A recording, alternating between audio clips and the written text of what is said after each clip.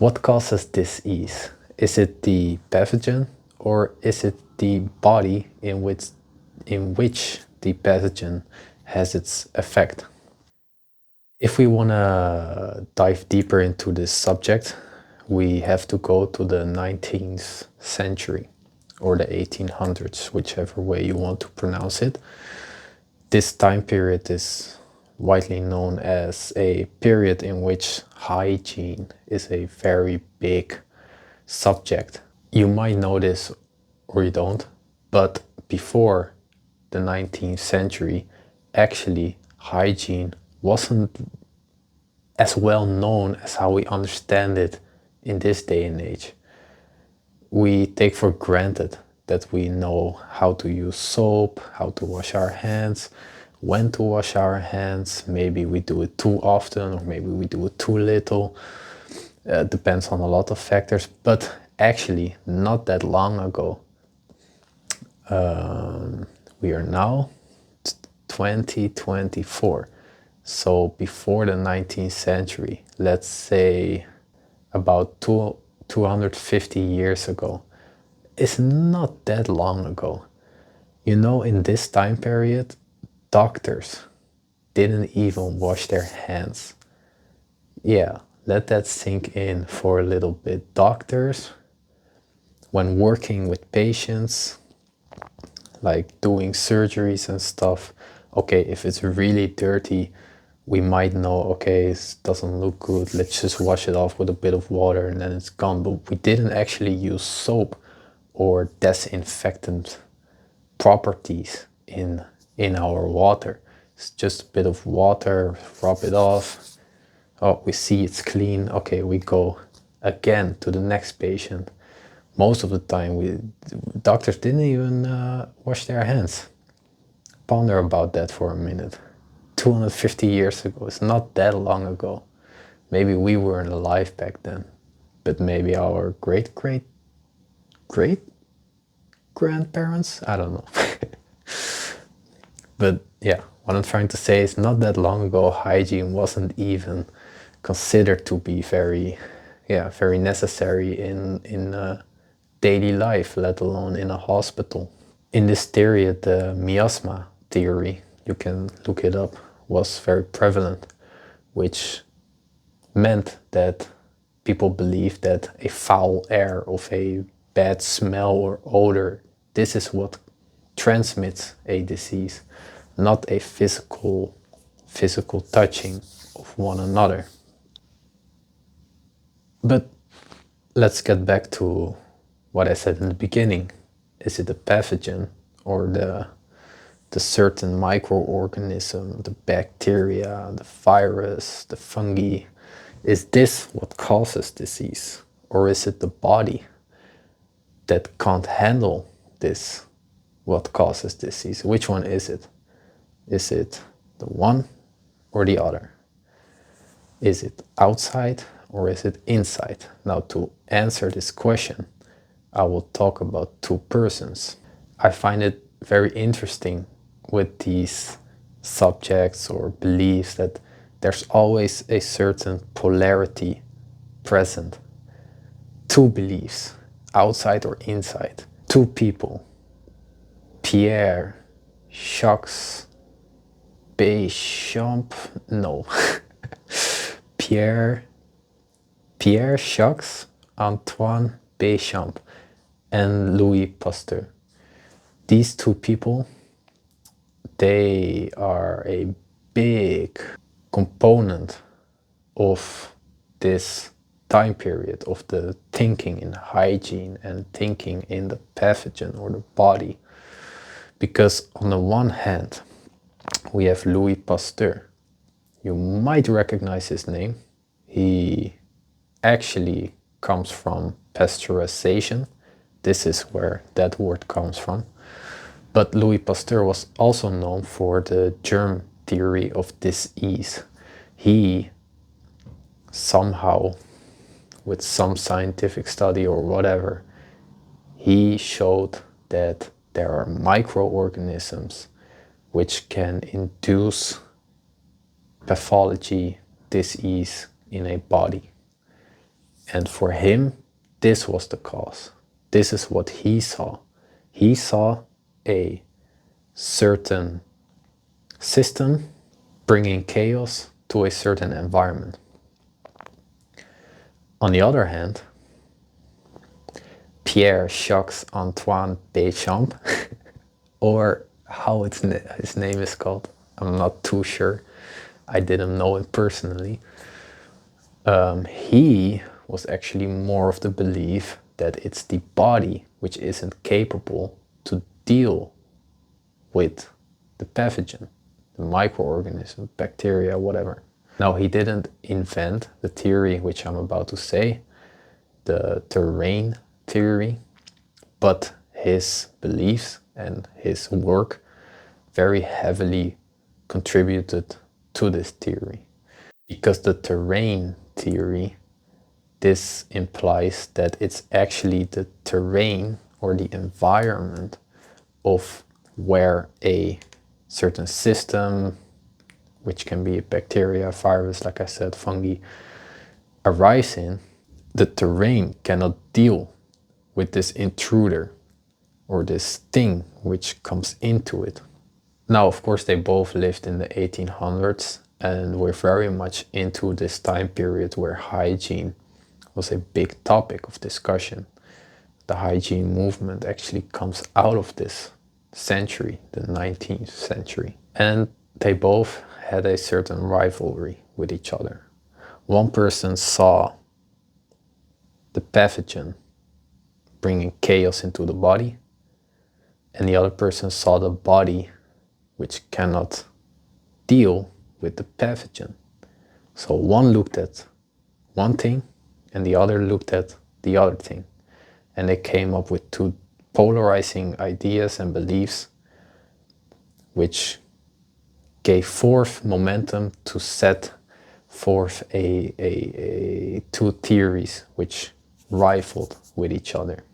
Now, this germ theory and terrain theory, they can also be said in a different analogy, which I find pretty beautiful actually. It follows, it's French, le grain et le terrain. I'm not French, as you can probably hear, but this translates to the seed and the soil, because a seed cannot grow in bad soil, and the soil cannot provide a bad seed. They both need to be good, if we want to say it in a very simple way. They both need to be in good status. If not, they will react with each other in a certain way. If the seed isn't good, it can't grow. If the seed is good, but the soil isn't good, it can't grow. It both needs to be good. The system and its environment needs to be in a good status for it to prosper. Now we can make the following analogy: germ and terrain, system and environment. Germ and terrain is kind of the curtain which we can see, the polarizing ideas, the movement behind it. But actually there's a principle beneath it. If we open up the curtains, we see this principle coming forth. A system interacting in an environment. Depending on the characteristics of this system and its environment, it will have a certain interaction. If this germ, this bacteria, let's just say a bacteria, if this bacteria is its system and the body is an environment, now no body is the same, literally. No body is the same. We might have a certain similar blueprint, but we are not the same. One person is not like the other. Now, bacteria also not the same. It's nature, it's not the same. It's a certain blueprint, but it's not the same. So when a bacteria comes into our system, depending on the state of our system, we will interact with this bacteria differently than when this same bacteria enters another body or system. They will interact with it in another way, different way. And what's this name called? Pierre-Jacques-Antoine Béchamp, he stated that the state of our body is most important. And Louis Pasteur said, no, the microorganism, this is what is important. The germ is important. Now, who is right? Are they right? Maybe they are both right and both wrong. The way I believe it is these polarizing ideas, they all exist in a certain context around it. This context is always different. The system and the environment is always different. So depending on the context, one can be right and the other can be wrong. In another context, the other can be right and the one can be wrong. So let's take this under a loop. What can we see? Let's sketch a certain context.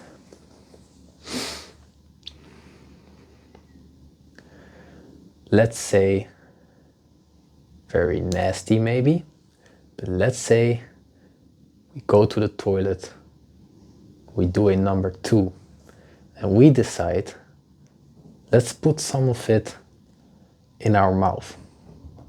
Now, if we only put a little bit, characteristic, intensity, quite low. If we only put a little bit, our system might be able to deal with it. If we put in a lot, maybe it's a bit graphic, sorry for that, but it's to show you the context. If we put a lot of it in our system, now the intensity rises and our system or the environment of this system cannot deal with this intensity. Now I would say Louis Pasteur is right. In this context, the germs are what causes disease, because probably anybody would get sick if they do that. But now let's change the context. We are sitting in a bus. It is full with people to the brim. If a door were to open, we would be pushed out.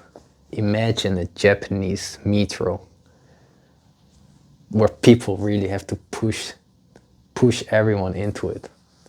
And now let's say some of these people are very sick. They're constantly coughing. Let's say 20% of the people are sick. And let's just say, for argument's sake, that everyone is for the same duration in the same metro, the Japanese subway. Some people will get sick and some people won't get sick. But the same particles, the same bacteria or viruses, depending on if it's like a cold or something else, the same stuff's in the air. And almost the same stuff is released into this air, which everyone breathes in. Some people will get sick, some people won't get sick. Now, what do we see? Maybe, this is a little bit of speculation, but I believe it to be true, because it makes sense. Let's say we have one person which doesn't move at all, is pretty obese, sits at home playing games, does nothing, doesn't really have a social life, goes to work, goes back, eats junk food. Such a person. And on the other hand, we have a person which is in the blossom of his life. He goes to work happily. After work, he walks a bit in a park. Then he meets up with a friend. he has a nice discussion, eats some nice fresh dinner. He's alive, he likes his life, he's moving, he's playing around, he sees a lot of people, he's social, he's emotionally well. Now, which one of these persons will get sick, do you think? Which terrain, which soil is better equipped to deal with a certain intruder? I won't even say the answer, because just basic logic. Now, a germ is needed to invoke disease, yes, but a terrain needs to allow this germ to multiply. If it doesn't allow this germ to multiply, the germ can't do shit. It can't do shit. This is why certain people get sick all the time and other people don't get sick at all. Now, of course, we are dealing with complex adaptive systems, so there is a lot of complexity going on, a lot of variations, I know that, but I think it's not that weird to say that the state of your body is what makes someone able to deal with this ease. And funny thing, allegedly Louis Pasteur said on his deathbed, here I go with my French again, le germe n'est rien, c'est le terrain qui est tout. I should leave this out. I am definitely infuriating some French people. I am sorry. I'm trying my best. It translates to the microbe is nothing. The soil is everything. Now, he allegedly says this. I don't know if there is like a really trustworthy source that has accounted for this, but I thought I'd just share it as well. You can see, you can think a certain way in one time period, and then later you can also see the other side of the polarity, because both are there. And one is not necessarily always right, and the other isn't necessarily always wrong. So, the seed and the soil. You are the soil. Your physicality, your mentality, and your emotionality, spirituality. Morph well, be well. See you in the next one.